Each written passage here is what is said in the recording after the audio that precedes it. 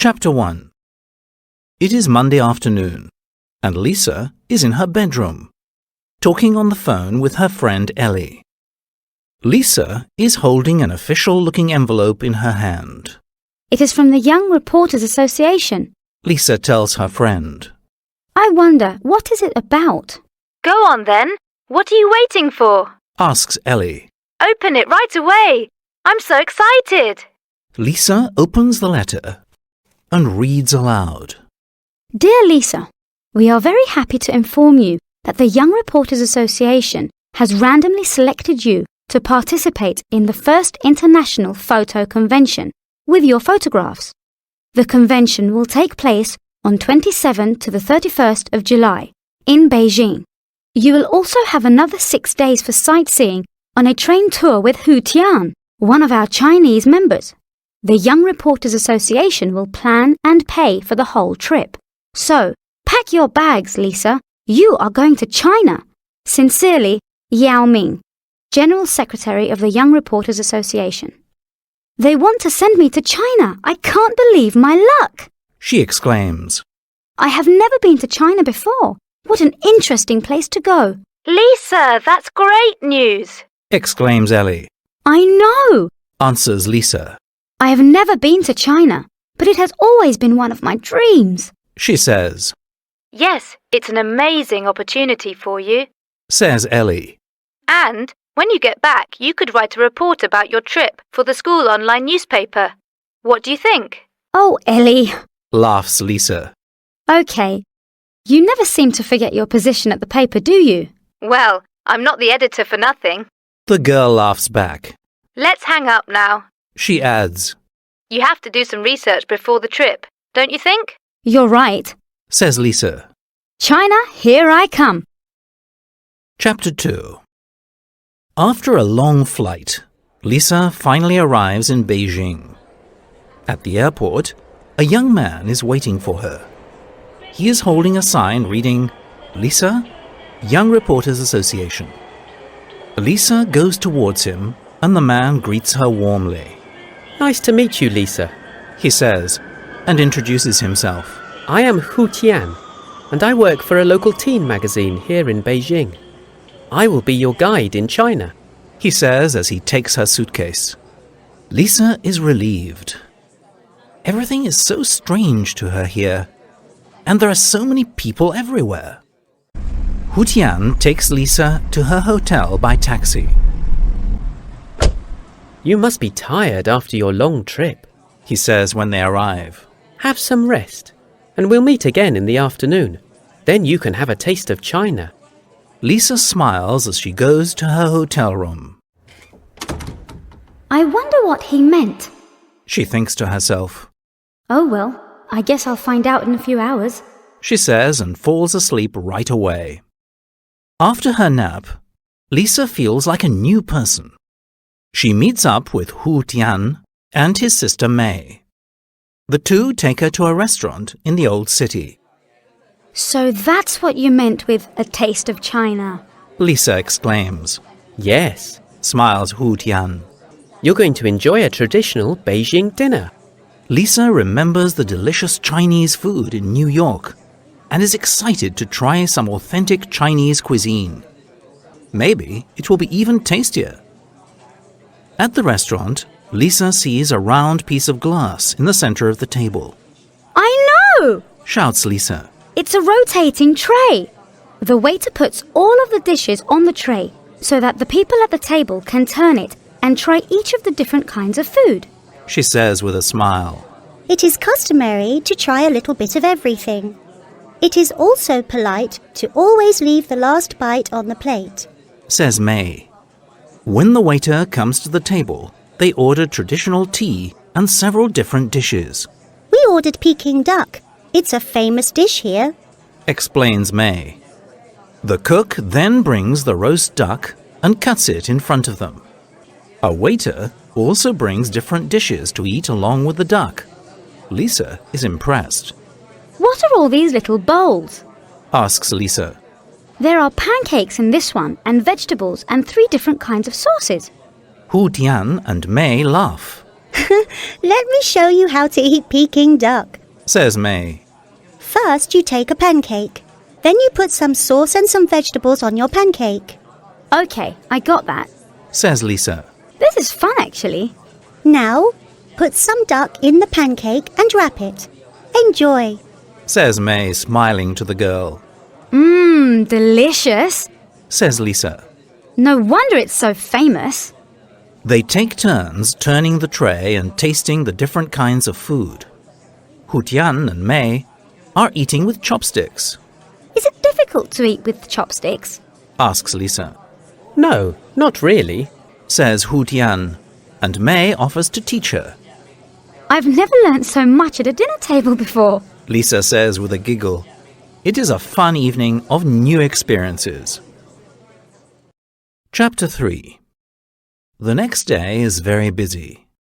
Lisa spends almost all morning at the photo convention, presenting her work and talking to lots of people. Then she and Hu Tian meet with May, and they go to Tiananmen Square. Wow! This square is huge! It is much larger than any other square I have ever been to. Lisa exclaims. This, my dear, is the largest city square in the world. Boasts Hu Tian. 1 million people can fit here. And who's that in the picture over there?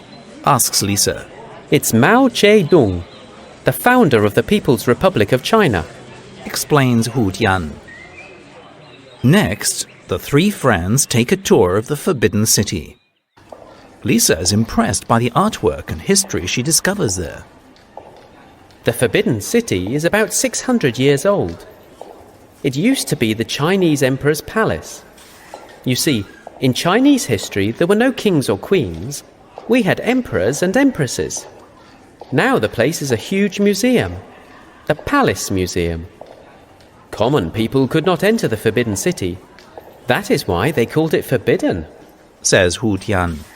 Lisa and her friends are now in the Hall of Supreme Harmony. The Emperor's throne is here. Says May. Lisa looks around. There are dragons everywhere. Lisa is impressed and asks May about it. The dragon is a symbol of power, strength, and good luck. May explains. It was also the symbol of the Emperor himself. In the Hall of Supreme Harmony, experts counted 13,844 dragons. Adds Hu Tian. As they walk towards the exit, Lisa hears Hu Tian's voice. Come on, Lisa. Hu Tian shouts. I'm hungry. Let's have some lunch. That sounds great. Lisa replies. Where shall we eat? She asks as they walk towards the exit. I know. Let's have a picnic near Tiananmen Square. We can buy some sandwiches over there. Hu Tian suggests, pointing to a shop across the street. They sit down on a bench and have a lovely picnic in the warm sun. Lisa is admiring a very large modern building across the street. That is a beautiful building, Says Lisa. It looks like a giant egg, doesn't it? You're right, Lisa. Says May.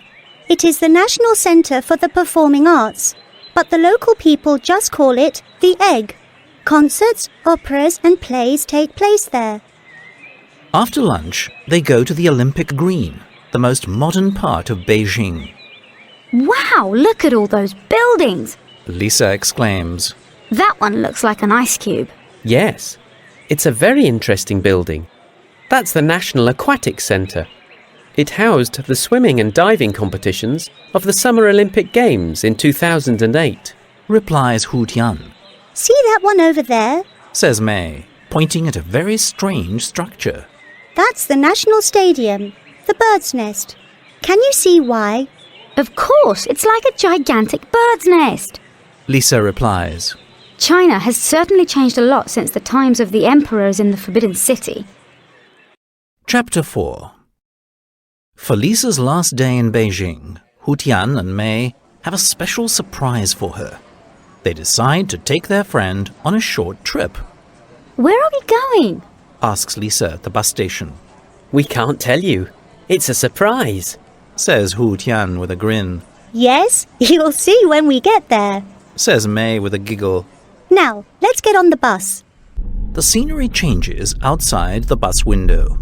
The tall skyscrapers and cars of the city soon give way to smaller buildings and fewer cars, until there are only endless golden fields.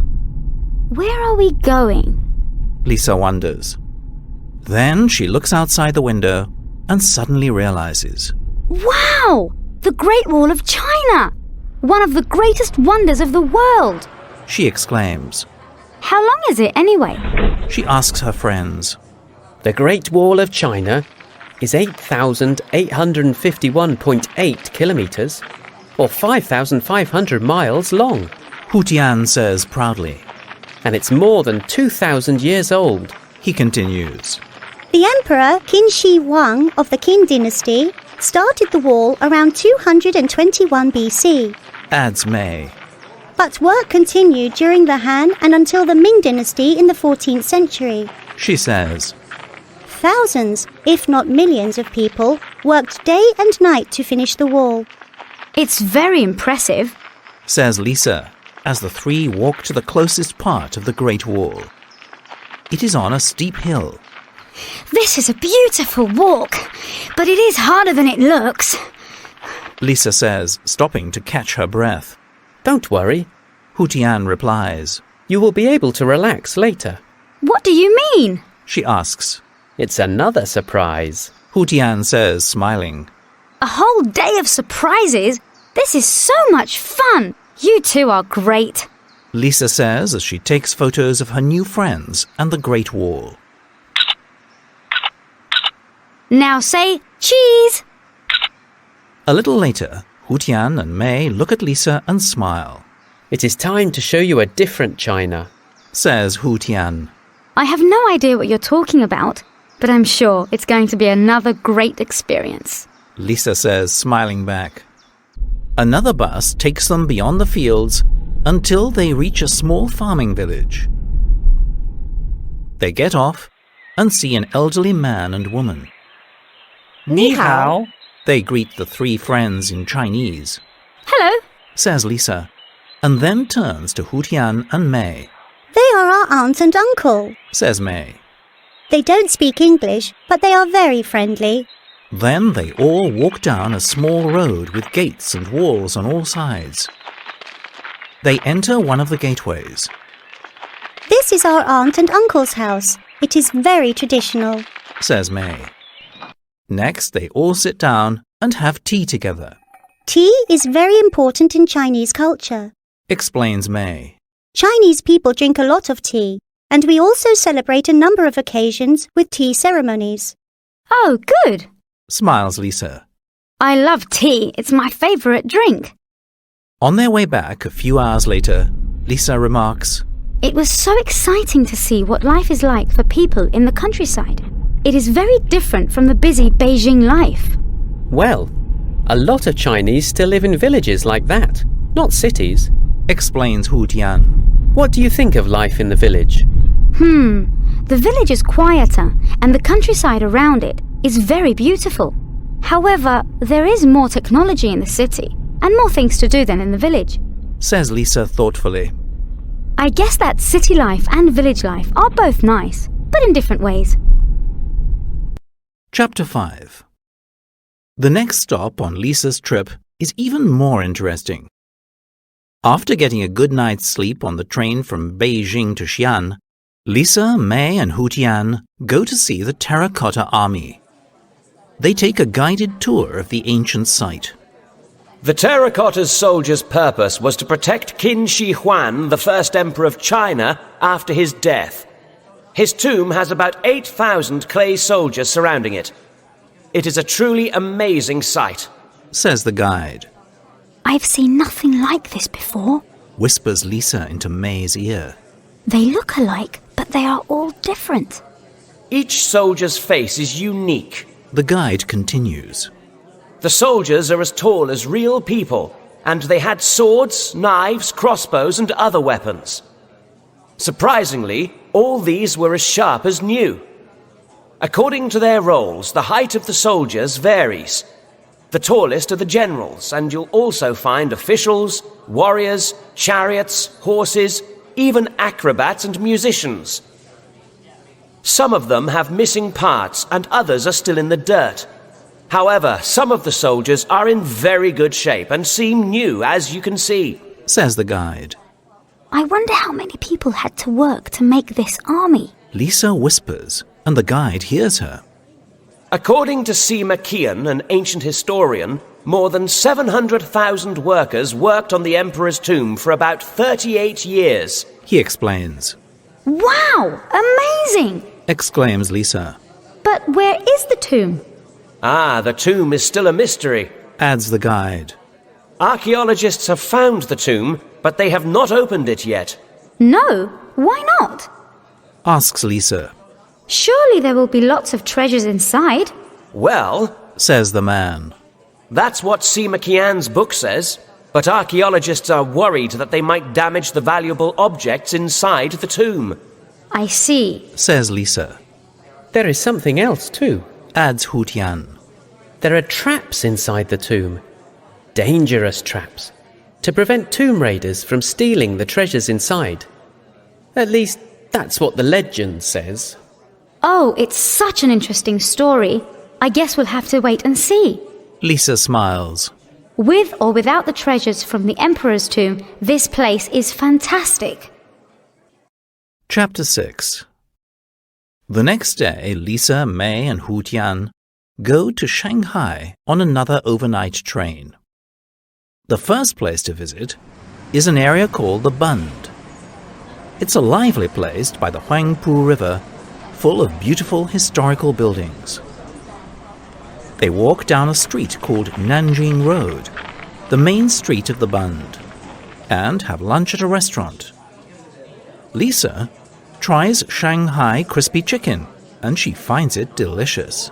I'm really getting used to using chopsticks. It's actually a lot of fun. Lisa says excitedly. After lunch, they walk a few blocks to the Yu Garden in Shanghai's old city. It is a traditional Chinese garden with beautiful old buildings called pagodas. It is very large and they take their time exploring it. There are various trees and rocks and small ponds with bridges. Ducks and fish are swimming in the water, and there are dragons on the walls. The trees, plants and flowers are so pretty, and it's so peaceful here. Lisa admires. It is the perfect place to walk around. It makes you feel you are at one with nature. Well, that is exactly what the Chinese garden is about. Says May. Here, one can escape from the busy daily routine and have some time to themselves. After a pleasant walk through the Yu Garden, May and Hu Tian take Lisa to the Yu Market right outside. The Yu Market is so noisy and busy with people. Lisa exclaims. It suddenly feels like we're in a different city. Of course it's noisy. Says May. Shanghai has the largest population in China. Lisa has fun choosing a few traditional gifts. A pearl necklace for her mother, chopsticks for all her family, and a beautiful silk dress for herself. Then she asks May, I want to get something special for my friend Ellie. What do you suggest? May points to some Chinese silk scarves. How about one of those? Chinese silk is famous worldwide. Great, Ellie will love it. Lisa says enthusiastically as she buys the scarf. Chapter 7. When Lisa wakes up the next day, she looks out of the window and sees that it is raining. Oh no! Says Lisa, disappointed. What are we going to do now? We can't see much of Shanghai in the rain. Don't worry, Lisa. Hu Tian says. We can still see a lot today. We just need to go above the rain. I don't know what you mean by that, but I'm happy to follow you on another surprise tour. Says Lisa. First, they take Lisa to the Shanghai World Financial Center.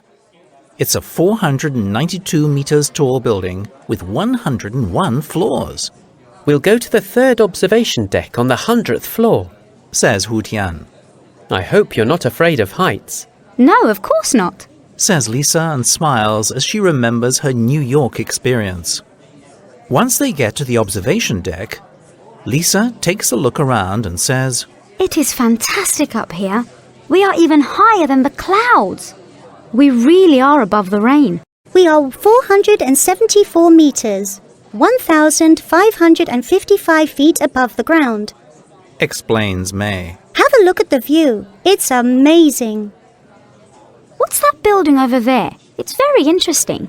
Lisa points out of the window. That's the Oriental Pearl TV tower. We're going to visit it next, says Hu Tian.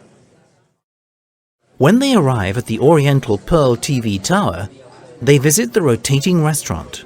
It stands 267 meters, or 876 feet above Shanghai. This place is great. Hey, look! I can see the Shanghai World Financial Center from here, says Lisa, looking out of the large windows. The rain stopped, says May. Suddenly, a rainbow appears in the sky. Wow! Admires Lisa. How wonderful! She has a great day in the Shanghai sky. Chapter 8. After taking the last train ride of their trip, Lisa, Hu Tian and May arrive in Hong Kong. I can already tell that Hong Kong is different from any of the other places we've been to. The cars are driving on the left side of the road, Lisa says, during their taxi ride to the hotel. That's not the only difference. May tells Lisa. The people here speak Cantonese. It is different from Mandarin Chinese, but they also have much in common. Tell me some more about Hong Kong, asks Lisa. I don't really know much. Well, it is one of the most populated places in the world, with an amazing culture. Hong Kong's landscape is also unique. There are hills and tall mountains, parks and nature reserves, and there are about 200 offshore islands. Visitors have a lot to do here. Just wait and see, May says. After leaving their luggage in their hotel rooms, they head to the Peak Tram. It takes them up to the peak, the top of one of the nearby mountains, 396 meters above sea level. The view from the top of the peak tower is breathtaking. Hong Kong's skyline is very impressive, as you can see. There are more than 7,600 skyscrapers, but that's not what makes the place so special, May says. Yes, it is a great mixture of amazing buildings and beautiful landscape. The view is fantastic from up here, replies Lisa enthusiastically. Let me take your photo. The light is wonderful right now. She tells her friends as she reaches in her pocket for her camera. This picture will be suitable for the next photo convention, she says and smiles. Chapter 9. Lisa looks out of her window at the Hong Kong skyline. The place looks magical at night, with millions of lights shining. It's my last night in China.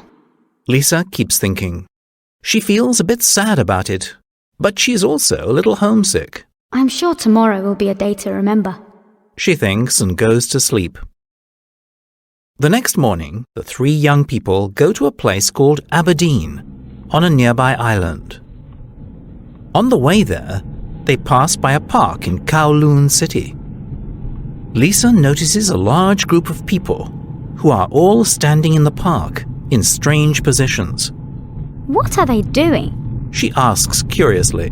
They're practicing Tai Chi, an ancient Chinese martial art, explains Hu Tian. Really? Can we get off the bus and watch for a while? Lisa asks. Of course, replies May. People who practice Tai Chi do a series of warrior movements very slowly, concentrating on their bodies. It helps them stay healthy. Hu Tian tells Lisa. How interesting, Lisa says.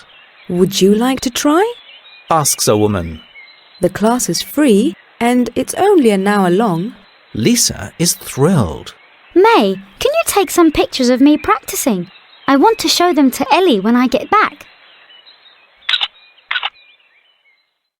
Next, Lisa and her friends take the bus to Ocean Park in Aberdeen. it's a huge place with lots of attractions, Explains May. We're going to take you to see the giant pandas. Wow, they are so big. exclaims Lisa when she sees the animals in the giant panda habitat. But they're cute. Pandas are in great danger. Only 1,000 to 3,000 remain in the wild, says Hu Tian. How about a visit to Aqua City next? Asks May. That sounds great. Lisa agrees. She's right. Thousands of colourful fish and other sea animals make their visit unforgettable. Lisa keeps taking pictures. It will make a great article for the school newspaper. She thinks to herself.